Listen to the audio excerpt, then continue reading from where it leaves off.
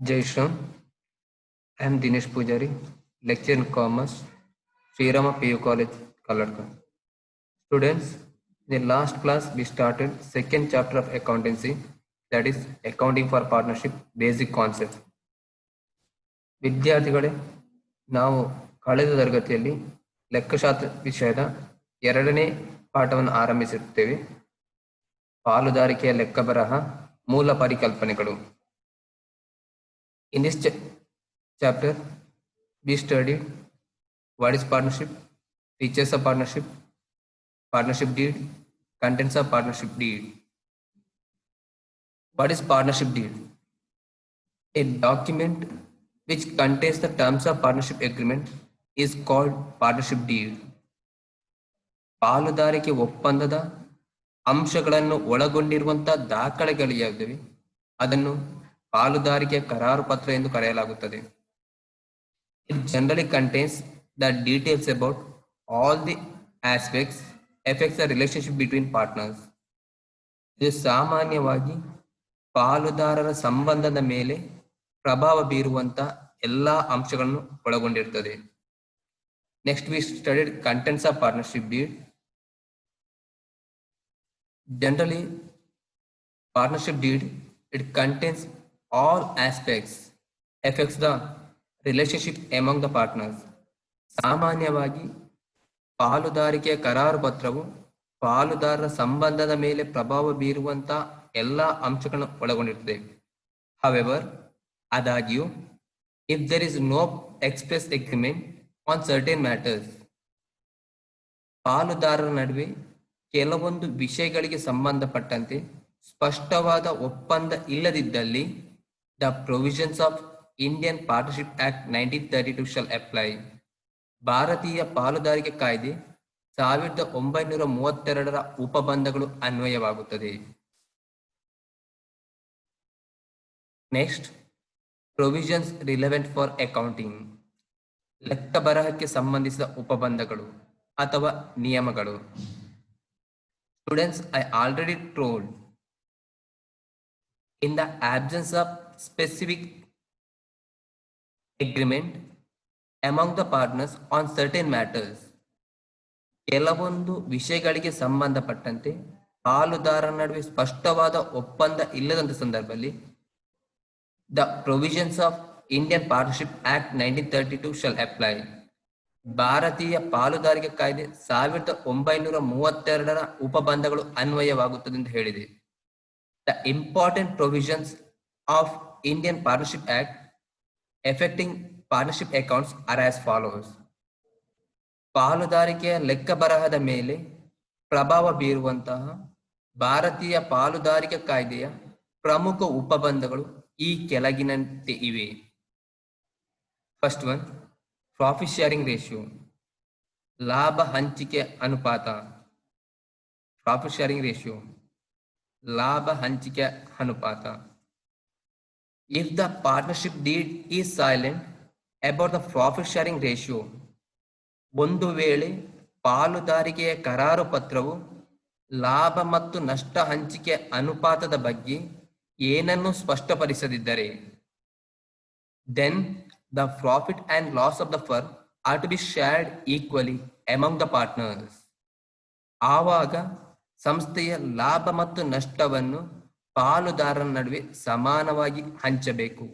According to the provisions of Indian partnership act, ಭಾರತೀಯ ಪಾಲುದಾರಿಕೆ ಕಾಯ್ದೆಯ ಉಪಬಂಧಗಳ ಪ್ರಕಾರ, irrespective of capital contributed by the partners in the firm, ಪಾಲುದಾರರು ಸಂಸ್ಥೆಯಲ್ಲಿ ಹೂಡಿಕೆ ಮಾಡಿದ ಬಂಡವಾಳವನ್ನು ಪರಿಗಣನೆಗೆ ತೆಗೆದುಕೊಳ್ಳದೆ.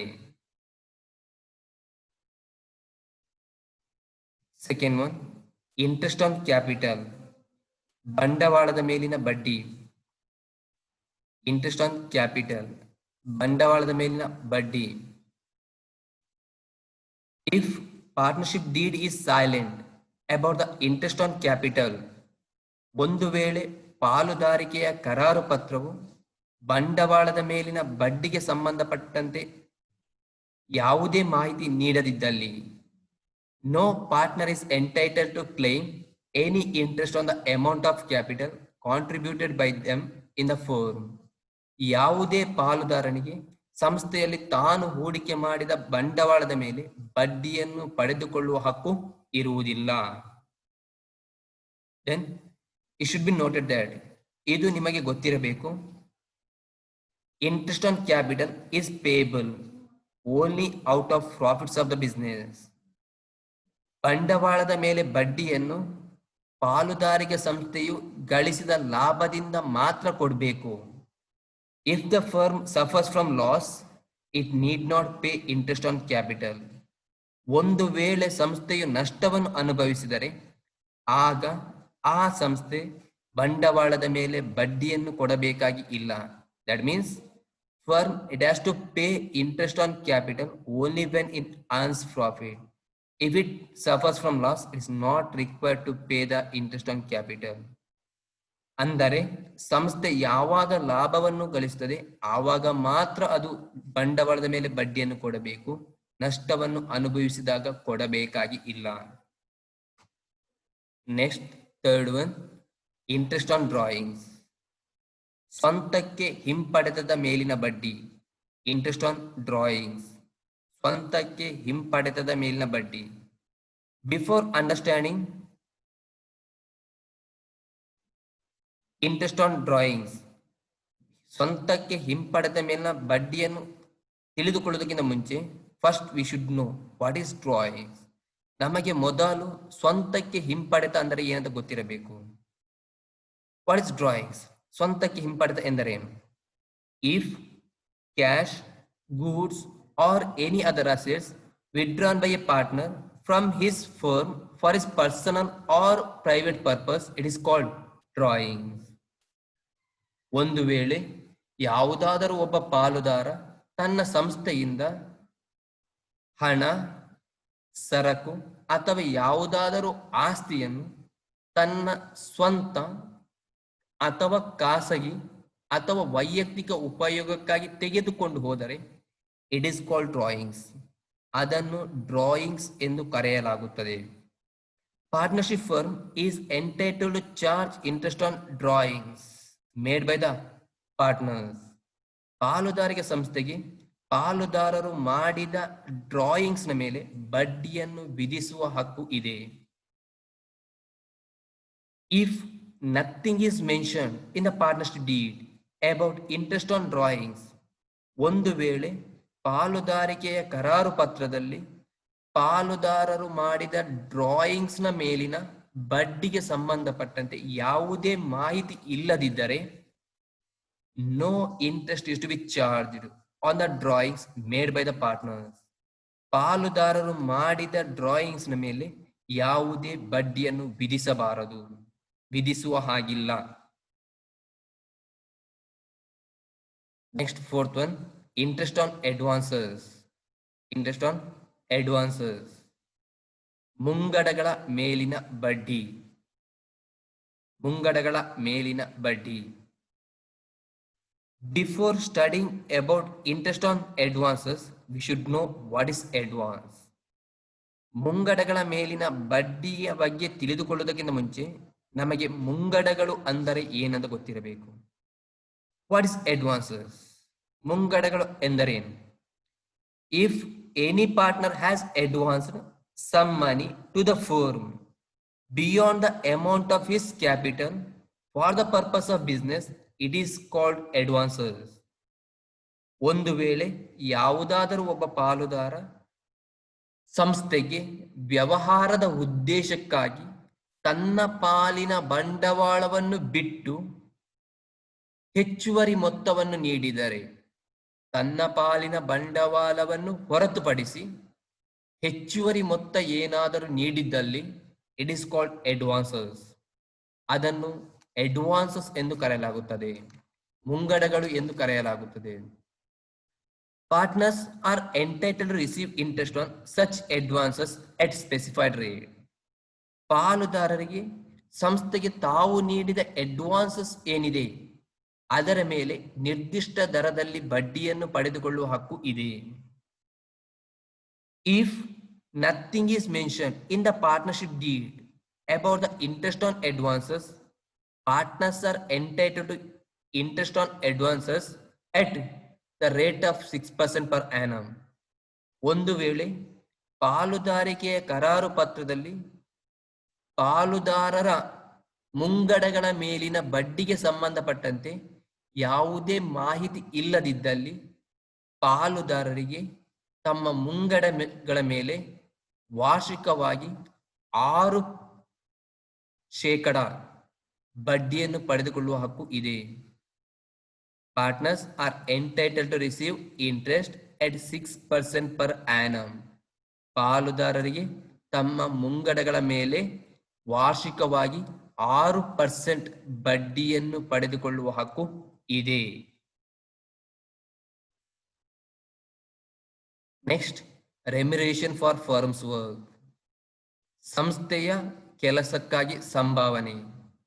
ರೆಮ್ಯುನರೇಷನ್ ಫಾರ್ ಫರ್ಮ್ಸ್ ವರ್ಕ್, ಸಂಸ್ಥೆಯ ಕೆಲಸಕ್ಕಾಗಿ ಸಂಭಾವನೆ. If there is no provision in the partnership deed regarding remuneration to partners for firm's work, ಒಂದು ವೇಳೆ ಪಾಲುದಾರಿಕೆಯ ಕರಾರು ಪತ್ರದಲ್ಲಿ ಸಂಸ್ಥೆಯ ನಿರ್ವಹಣೆಯಲ್ಲಿ ಭಾಗವಹಿಸಿದ್ದಕ್ಕಾಗಿ ಪಾಲುದಾರರಿಗೆ ಸಂಭಾವನೆ ನೀಡುವ ಕುರಿತು ಯಾವುದೇ ಮಾಹಿತಿ ಇಲ್ಲವಾದಲ್ಲಿ, no partner is entitled to get salary or other remuneration for taking part in the business of the firm. ಯಾವುದೇ ಪಾಲುದಾರನಿಗೆ ಸಂಸ್ಥೆಯ ನಿರ್ವಹಣೆಯಲ್ಲಿ ಭಾಗವಹಿಸಿದ್ದಕ್ಕಾಗಿ ಸಂಬಳ ಅಥವಾ ಇತರೆ ಯಾವುದೇ ಸಂಭಾವನೆಯನ್ನು ಪಡೆಯುವ ಹಕ್ಕು ಇಲ್ಲ. These are the important rules of Indian Partnership Act applicable to the partnership firms in the absence of partnership deed. ಇವುಗಳು ಪಾಲುದಾರಿಕೆಯ ಕರಾರು ಪತ್ರ ಇಲ್ಲದಂತ ಸಂದರ್ಭದಲ್ಲಿ ಪಾಲುದಾರಿಕೆ ಸಂಸ್ಥೆಗೆ ಅನ್ವಯವಾಗುವಂತಹ ಭಾರತೀಯ ಪಾಲುದಾರಿಕೆ ಕಾಯ್ದೆಯ ಸಾಮಾನ್ಯ ನಿಯಮಗಳಾಗಿವೆ. Next, special aspects of partnership accounts. ಪಾಲುದಾರಿಕೆ ಲೆಕ್ಕಪತ್ರದ ವಿಶೇಷ ಅಂಶಗಳು. Special aspects of partnership accounts, ಪಾಲುದಾರಿಕೆ ಲೆಕ್ಕಪತ್ರದ ವಿಶೇಷ ಅಂಶಗಳು. Accounting treatment for partnership firm is exactly similar to that of sole trading concern, with the exception of 5 aspects. ಪಾಲುದಾರಿಕೆ ಸಂಸ್ಥೆಯ ಲೆಕ್ಕಬರಹ ಪದ್ಧತಿಯು ಪಾಲುದಾರಿಕೆ ಸಂಸ್ಥೆಯ ಲೆಕ್ಕಬರಹ ಪದ್ಧತಿಯು ಏಕ ವ್ಯಕ್ತಿ ವ್ಯಾಪಾರಿ ಸಂಸ್ಥೆಯ ಲೆಕ್ಕಬರಹ ಪದ್ಧತಿಗೆ ಸಮಾನವಾಗಿದೆ. 5 ಅಂಶಗಳನ್ನು ಹೊರತುಪಡಿಸಿ, 5 ಅಂಶಗಳನ್ನು ಬಿಟ್ಟು. That 5 special aspects are as follows. ಆ 5 ವಿಶೇಷ ಅಂಶಗಳು ಈ ಕೆಳಗಿನಂತಿವೆ. First one, maintenance of partners capital account, ಪಾಲುದಾರರ ಬಂಡವಾಳ ಖಾತೆಗಳ ನಿರ್ವಹಣೆ.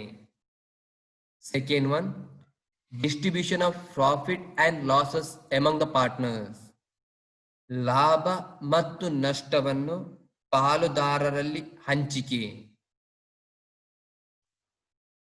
Third one, adjustments for wrong appropriation of profits in the past, ಹಿಂದಿನ ಅವಧಿಯ ಲಾಭದ ತಪ್ಪು ವಿತರಣೆಗಾಗಿ ಹೊಂದಾಣಿಕೆಗಳು.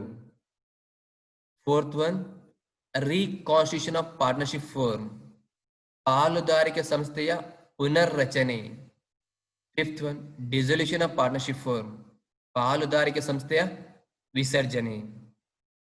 These are the 5 special aspects of partnership accounts. ಇವುಗಳು ಪಾಲುದಾರಿಕೆಯ ಲೆಕ್ಕ ಬರಹದ 5 ವಿಶೇಷ ಅಂಶಗಳು. 5 ವಿಶೇಷ ಅಂಶಗಳು. Out of these 5 aspects, only first 3 aspects are discussed in this chapter. ಈ 5 ವಿಶೇಷ ಅಂಶಗಳಲ್ಲಿ ಆರಂಭದ 3 ಅಂಶಗಳನ್ನು ಮಾತ್ರ ಈ ಪಾಠದಲ್ಲಿ ಚರ್ಚಿಸಲಾಗುತ್ತದೆ. Remaining aspects have been covered in the subsequent chapters. ಉಳಿದ ಅಂಶಗಳನ್ನು ಮುಂದಿನ ಪಾಠದಲ್ಲಿ ಚರ್ಚಿಸಲಾಗುತ್ತದೆ. Under that, first aspect, maintenance of capital account of partners. ಇದರಲ್ಲಿ ಪ್ರಥಮ ಅಂಶ ಪಾಲುದಾರರ ಬಂಡವಾಳ ಖಾತೆಗಳ ನಿರ್ವಹಣೆ. ಇದರ ಬಗ್ಗೆ ಕಲಿಯೋಣ.